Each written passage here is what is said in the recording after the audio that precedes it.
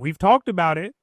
Now it's time to take a step further into the world of lower class black Chicago, way back in the 1930s and 40s. It's about to get wild. Studying from the 1945 book Black Metropolis by Dr. St. Clair Drake and Horace Caton. Unity.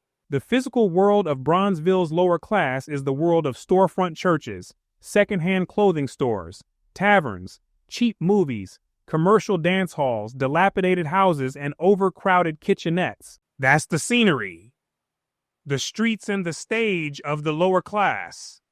Its people are the large masses of the poorly schooled and the economically insecure who cluster in the worst areas, or nestle in the interstices of middle-class communities.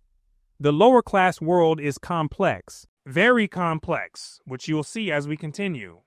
Basic to it is a large group of disorganized and broken families, whose style of life differs from that of the other social classes, but who are by no means criminal except so far as the children swell the ranks of the delinquents, or the elders occasionally run afoul of the law for minor misdemeanors. So a large group containing broken families who were not criminals, with the exception of the delinquent kids and the older folks who committed minor offenses. Existing side by side with these people is a smaller, more stable group made up of church folks and those families, church and non-church, who are trying to advance themselves. They were trying to climb out the economic pit.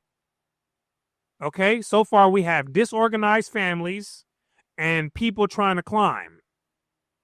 Now, was there any other type of people living in this neighborhood? Let's see. In close contact with both these groups are the denizens of the underworld. Here we go. The underworld Negroes also had a footprint in the area. Now, what's the underworld?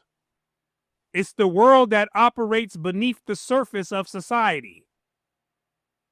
It begins where the legal world ends. And let's be clear, it's not just Negroes who lived and functioned here. You had Italians, Irish, Jews, and white Americans who also dabbled in this world.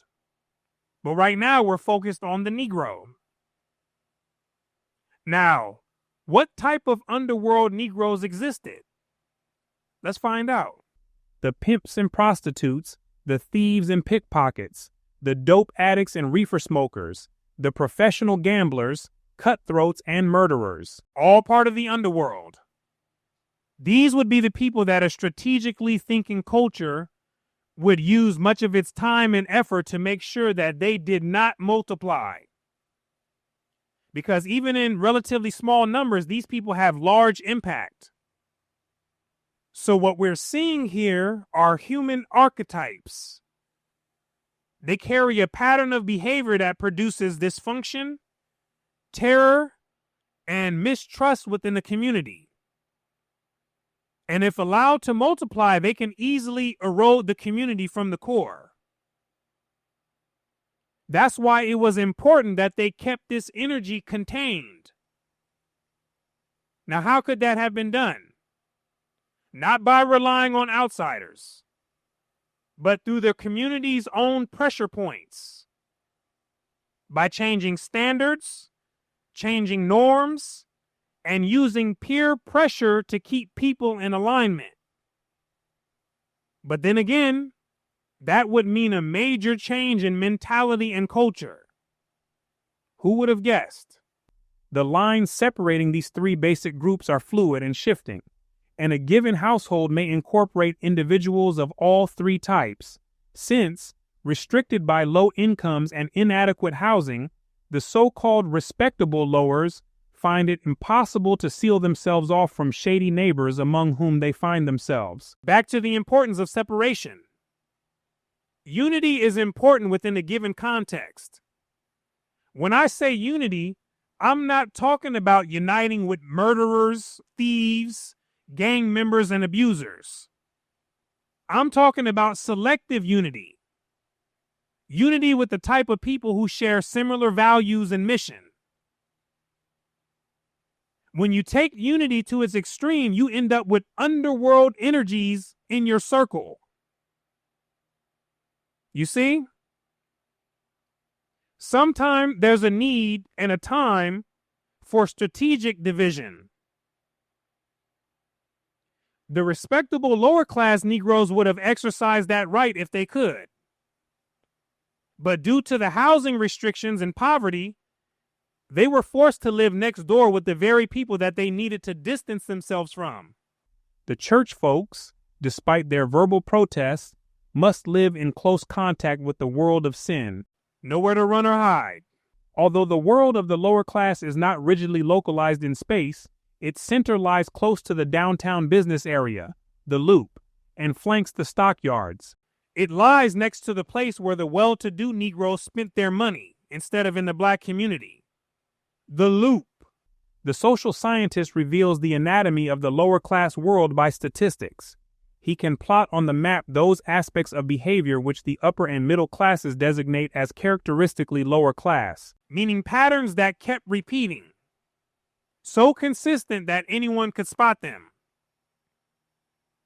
To upper and middle class Negroes, these patterns became markers of lower class behavior.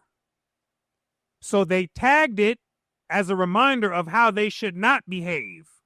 Such a view indicates that, while lower class traits are concentrated in the northern and western fringes of Bronzeville, they are by no means confined to them or to the areas immediately contiguous. Rather, they are scattered from one end of the community to the other.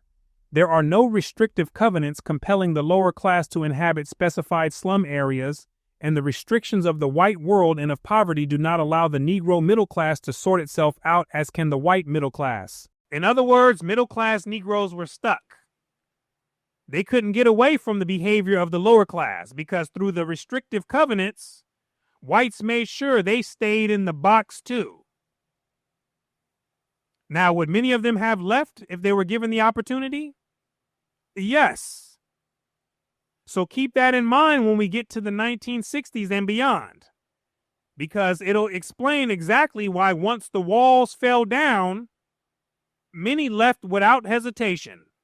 There are more lower class people in some areas than in others, but specific buildings, especially kitchenettes, and entire blocks may be found throughout Bronzeville occupied by lower class household groups.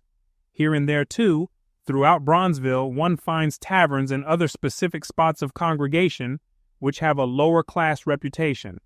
This world of the lower class, which the uppers and the middles sometimes visualize as a problem and always as an embarrassment, is, to lower class people, the normal and familiar context of daily life. It's just normal life to the lower class. It's just regular stuff. Dysfunction, broken families, their particular church functions. All of this is just regular everyday stuff. And what else would you expect from them? That's the world that they knew. So it made sense to be that way. Now, the middle and upper class Negroes saw their way of life as embarrassing. Why was that? Because they were worried about what whites thought of them. And since whites made no distinction between Negroes, the lower class culture was a reflection of them as well, which they really didn't like. They didn't like that at all. Bronzeville is small, 8 square miles that Negroes call their own, an island in a big white sea. Outside of it, in the white man's world, are definite focal points of attention that loom large in the everyday conversation of lower class people, but which are less important to persons of higher status. Among these areas are the places where they work, the steel mills and car shops, the factories and foundries, and the vast sprawling stockyards, and the white homes up north and over by the lake in which they clean and cook, fire furnaces and take care of children, and which they leave when darkness falls. Toward the western edge of the city are 2 institutions where unlucky lowers sometimes find a temporary resting place: the Chicago Jail, the Bridewell, and the Cook County Hospital, like second homes for some Negroes. Miles away on the outer rim of the metropolitan region are Joliet, the state prison, St. Charles, the male reform school, and Geneva, the girls' reform school. To the lower class, the white world is the world of the law and the boss, a potentially hostile world, though an admittedly necessary one. Potentially hostile because they were discriminatory and unwelcoming by nature. Admittedly necessary because those institutions also provided assistance against violent offenders and sustained part of the lower class economy. The world of the lower class is a public world. Contacts are casual and direct with a minimum of formality. It is also a neat and compact world. Mobility is quick and easy with dime jitneys always at hand, and most places of congregation within walking distance.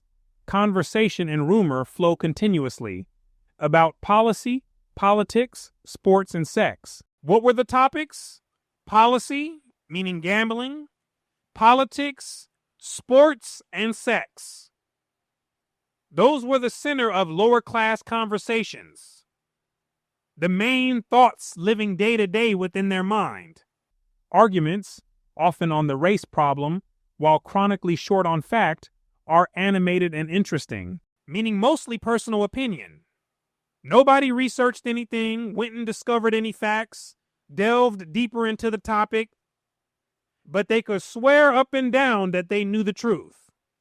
Emotional satisfactions in such situations are immediate. One person could outperform another on a topic, the energy could spike, and the dopamine hit right away.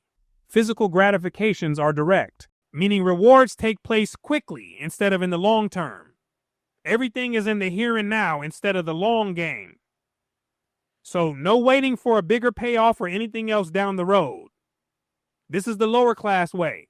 There are status bearers within this realm, but they are not the civic leaders and intellectuals. Then who are they? They are, rather, the policy kings, sportsmen black and white, the clever preachers and politicians, legendary tough guys, and the good fighters and roisterers. They didn't want to listen to an intellectual or a civic leader. Those people didn't vibe with them on the same frequency. But guess who did? The clever preachers, the tough guys, the good fighters, and the loudmouth, unruly roisterers. Think about that. So we're going to stop here, and we're going to pick up with some more and get a little bit further into this world in the next commentary. I thank you for your time and attention. My name is Brooklyn St. Michael, and I'll see you in the free world.